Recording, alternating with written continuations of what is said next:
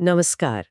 आज हम एक बहुत ही कह सकते हैं ख़ास और नाज़ुक विषय पर बात करने वाले हैं। गर्भावस्था के दौरान एक महिला की आदर्श दिनचर्या और वो भी आयुर्वेद के नज़रिए से। हमारे पास डॉक्टर यशवंत घोड़े, जो शिरूर के जाने-माने आयुर्वेद विशेषज्ञ हैं, उनके अध्ययन पर आधारित कुछ जानकारी है। आज का हमारा मकसद सिर्फ ये जानना नहीं है कि भई क्या-क्या करना है, बल्कि ये समझना है कि आयुर्वेद की ये जो गर्भिणी दिनचर्या है, मतलब गर्भवती महिला का रूटीन, इसके पीछे सोच क्या है? और ये सब गर्भ संस्कार की जो बड़ी अवधारणा है, उससे कैसे जुड़ता है? मतलब गर्भ से ही बच्चे पर अच्छे संस्कार डालने की प्रक्रिया। कैसे माँ का खाना-पीना, सोचना, रहना, ये सब पेट में पल रहे बच्चे के तन, मन और शायद आत्मा पर भी असर डालता है। तो चलिए इस गहरी और दिलचस्प जानकारी को थोड़ा खोलते हैं, परत दर परत। बिल्कुल। और ये गर्भ संस्कार शब्द सुनने में शायद कुछ लोगों को लगे कि ये बहुत पारंपरिक है, पर इसका सार वो बहुत गहरा है। आयुर्वेद इसे सिर्फ शारीरिक देखभाल का मामला नहीं मानता। ये एक, आप कह सकते हैं, समग्र दृष्टिकोण है, जो मानता है कि गर्भावस्था में माँ जो भी अनुभव करती है, शारीरिक, मानसिक, भावनात्मक या आध्यात्मिक, वो सब गर्भस्थ शिशु तक पहुंचता है और उसके व्यक्तित्व की नींव रखता है। इसीलिए एक तयशुदा, सोची समझी दिनचर्या इतनी जरूरी हो जाती है। ये सिर्फ अनुशासन के लिए नहीं है।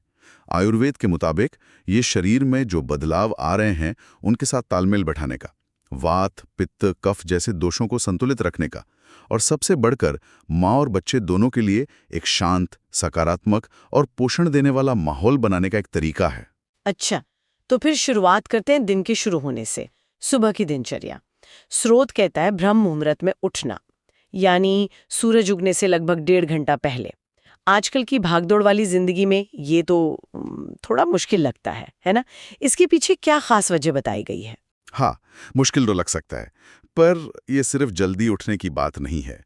आयुर्वेद का मानना है कि ब्रह्म मुहूर्त के समय वातावरण में सात्विक गुण, मतलब शुद्धता, शांति, स्पष्टता, ये सबसे ज्यादा होते हैं। तो इस वक्त उठने से क्या होता है कि मन स्वाभाविक रूप से शांत रहता है, ग्रहणशील होता है, और शरीर की अपनी एक लय होती है, जिसे बायोलॉजिकल क्लॉक कहते हैं। तो इस समय जागना उस लय के साथ तालमेल बिठाने में मदद करता है। नतीजा, दिन भर ज्यादा ताजगी और ऊर्जा महसूस होती है, और गर्भवती महिला के लिए यह बहुत जरूरी है। समझ गए। तो ये मानसिक शांति और शारीरिक ऊर्जा दोनों के लिए है। हाँ। अच्छा, उठने के बाद प्रार्थना, शांति पाठ या मंत्र सुनने का जिक्र है। और फिर दांतों और मुंह की सफाई के लिए कोई सौम्य औषधीय दंत मंजन। इसके बाद आता है स्नान, गुनगुने पानी से, ना ज्यादा ठंडा ना ज्यादा गर्म। ये सब तो ठीक है, सामान्य लगता है। लेकिन फिर अभ्यंग का जिक्र है, तेल मालिश। श्रुत में तिल या नारियल तेल से हल्के हाथ से मालिश की बात है। इसके क्या फायदे बताए गए हैं, खासकर गर्भावस्था में? जी, अभ्यंग आयुर्वेद का एक बहुत महत्वपूर्ण हिस्सा है, और गर्भावस्था में तो खास तौर पर। देखिए, इस दौरान शरीर में बहुत बदलाव आते हैं, है ना? त्वचा खिंचती है, रूखी हो सकती है, वजन बढ़ने से मांसपेशियों और जोड़ों पर दबाव पड़ता है, थकान भी महसूस होती है।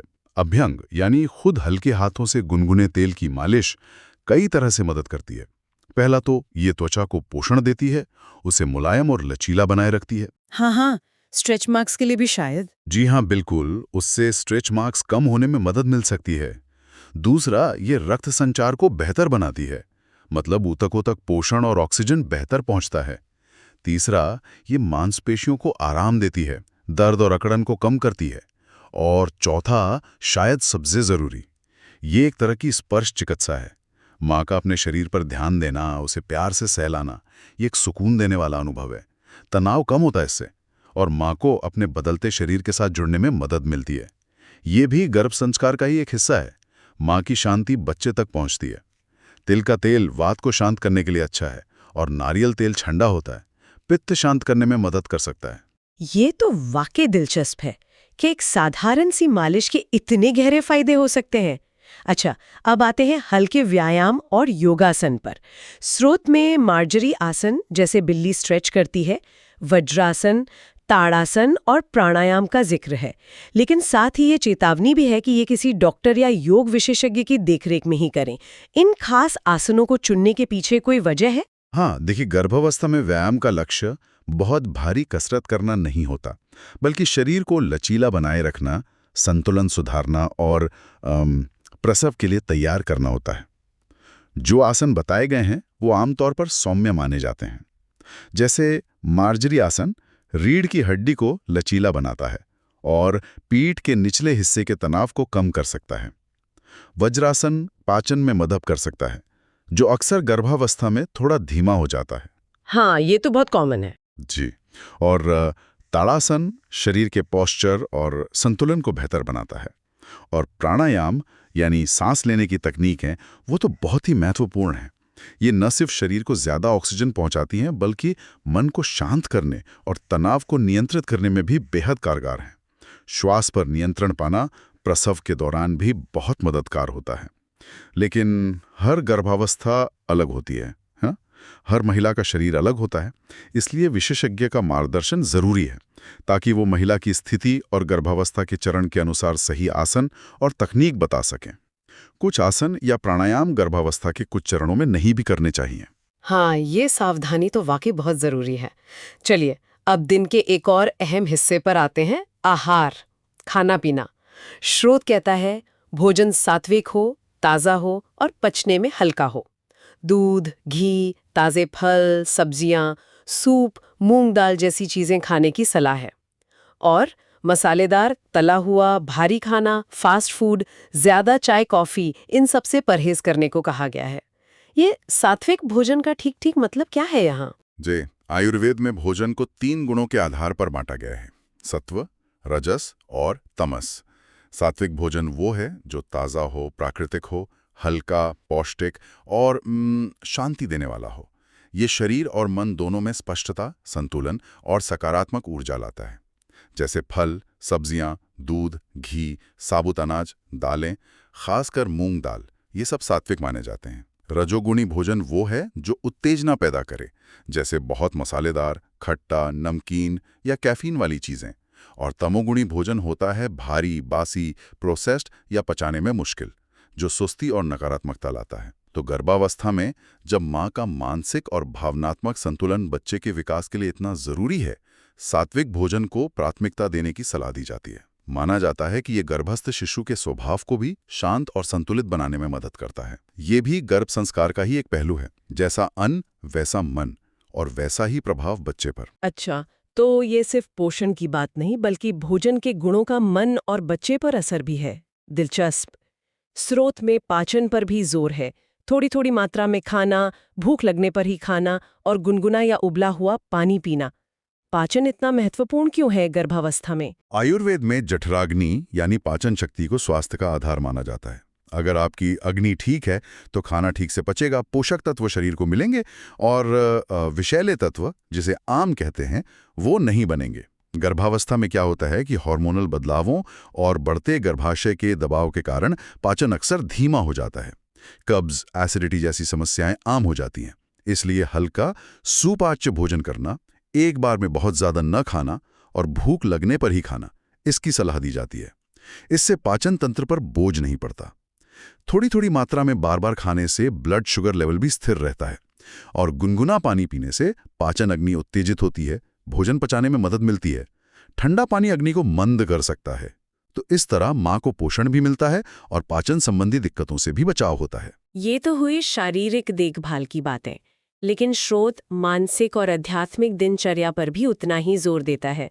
कहा गया है अच्छे विचार रखें, अच्छी किताबें पढ़ें, जैसे भगवत गीता, रामायण या कोई और प्रेरणादायक ग्रंथ।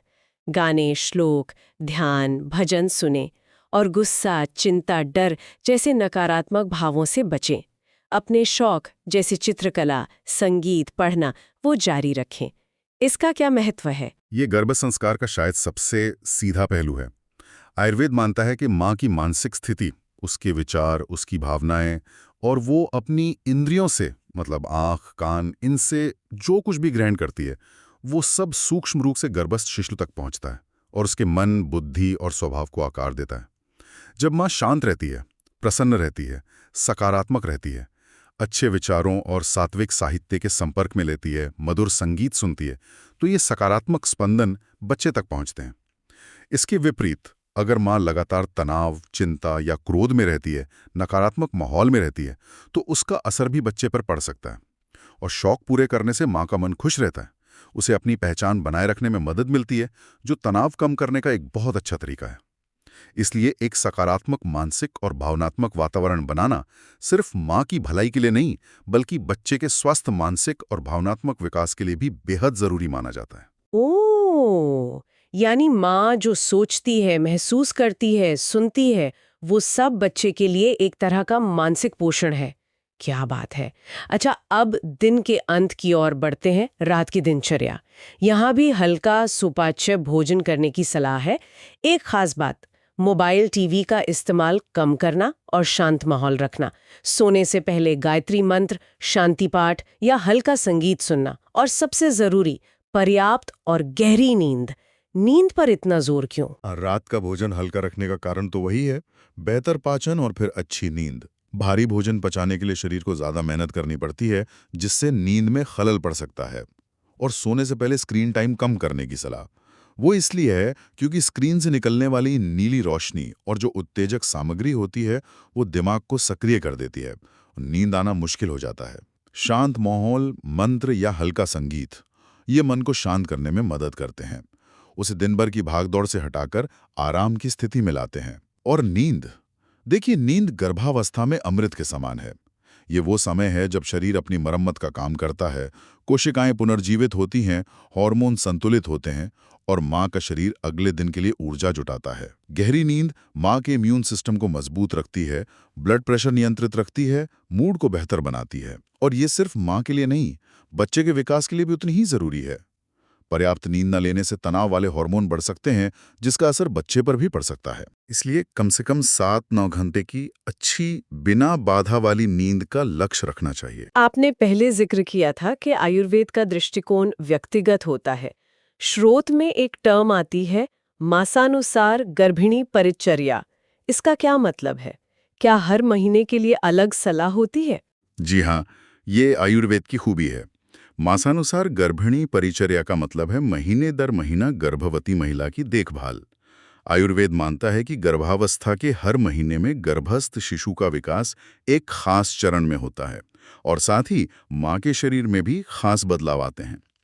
दोषों का प्रभाव, मतलब वात, पित्त, कफ का प्रभाव, वो भी बदलता रहता है। इसलिए हर महीने के लिए आहार, जीवन शैली और कभी-कभी कुछ खास हर्बल तैयारियां, जो मैं फिर कहूंगा केवल वैद्य की सलाह से लेनी चाहिए, उनमें सूक्ष्म बदलाव सुझाए जाते हैं। उदाहरण के लिए, जैसे स्रोत शायद संकेत देता है कि शुरुआती महीनों में जब जी मिचलाना आम है, तो कुछ अलग तरह के आहार या जड़ी बूटियां सुझाई जा सकती हैं।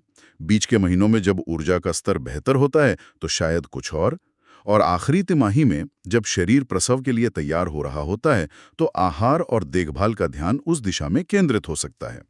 ये सब माँ की प्रकृति, वात, पित्त, कफ, उसकी पाचन शक्ति और गर्भावस्था के किस महीने में है, इन सब बातों को ध्यान में रखकर तय किया जाता है। ये तो बहुत ही विस्तृत और व्यक्तिगत तरीका हुआ देखभाल का। लेकिन इसका मतलब ये भी है कि कोई भी सलाह आंख बंद करके नहीं मान लेनी चाहिए, है ना? जैसे कोई हर्बल चीज या तेल। बिल्कुल, बिल्कुल सही। ये बहुत महत्वपूर्ण बात है। ये जो जानकारी हम साझा कर रहे हैं, ये सामान्य सिद्धांतों पर आधारित है। जैसा मैंने कहा, आयुर्वेद व्यक्ति केंद्रित विज्ञान है। हर महिला का शरीर, उसकी प्रकृति, उसकी गर्भावस्था की स्थिति अलग होती है। इसलिए किसी भी हर्बल सप्लीमेंट, तेल या कोई भी विशिष्ट उपचार अपनाने से पहले एक योग्य आयुर्वेदिक चिकित्सक या अपने जो गायनेकोलॉजिस्ट हैं, उनसे सलाह लेना अनिवार्य है। स्व उपचार खतरनाक हो सकता है, खासकर गर्भावस्था जैसे संवेदनशील समय में। डॉक्टर ही आपकी पूरी स्थिति को समझकर सही सलाह दे पाएंगे। तो अगर हम इस पूरी चर्चा को समेटें, तो गर्भवती महिला के लिए आयुर्वेदिक दिनचर्या का मतलब सिर्फ कुछ नियम कायदे नहीं है। ये एक समग्र जीवन शैली है, जिसमें सुबह जल्दी उठने से लेकर रात को अच्छी नींद लेने तक सात्विक और सुपाच्य भोजन करने, शरीर की तेल मालिश से देखभाल करने, हल्के योगासन करने और सबसे जरूरी, मन को शांत, प्रसन्न और सकारात्मक रखने पर जोर दिया गया है। सही कहा आपने। ये शरीर, मन और आत्मा, तीनों स्तरों पर पोषण देने का एक तरीका है। ये इस विचार पर आधारित है कि माँ का स्वास्थ्य और बच्चे का विकास, ये आपस में गहराई से जुड़े हुए हैं और माँ की दिनचर्या इस जुड़ाव को सकारात्मक रूप से प्रभावित कर सकती है। ये गर्भावस्था को एक जिम्मेदारी के साथ साथ एक आध्यात्मिक यात्रा के रूप में देखने का नजरिया भी देता है। तो ये जानकारी उन लोगों के लिए एक तरह का ढांचा या गाइडलाइन हो सकती है जो गर्भावस्था के इस महत्वपूर्ण पड़ाव पर अपने स्वास्थ्य और बच्चे के विकास के लिए एक पारंपरिक समग्र दृष्टिकोण अपनाना चाहते हैं। ये सिर्फ 9 महीनों की बात नहीं, बल्कि एक स्वस्थ जीवन की नींव रखने की बात है, माँ और बच्चे दोनों के लिए। बिल्कुल। और अंत में एक विचार में सोचने के लिए छोड़ना चाहूंगा, जो इस पूरी चर्चा के सार से जुड़ा है: सचेत जीवन और संरचना। स्रोत हमें दिखाता है कि कैसे गर्भावस्था जैसे खास और कह सकते हैं मांग वाले समय में एक व्यवस्थित दिनचर्या और सकारात्मक मानसिक खुराक का सुझाव दिया गया है। तो क्या हम ये सोच सकते हैं कि जीवन के अन्य तनावपूर्ण या चुनौतीपूर्ण दौर में भी जानबूझकर अपनी दिनचर्या में इसी तरह की संरचना, संतुलन और सकारात्मकता के छोटे छोटे तत्वों को शामिल करना हमारे समग्र शारीरिक और मानसिक स्वास्थ्य पर वैसा ही गहरा असर डाल सकता है जैसा गर्भावस्था में सुझाया गया है? यह सोचने वाली बात है ना?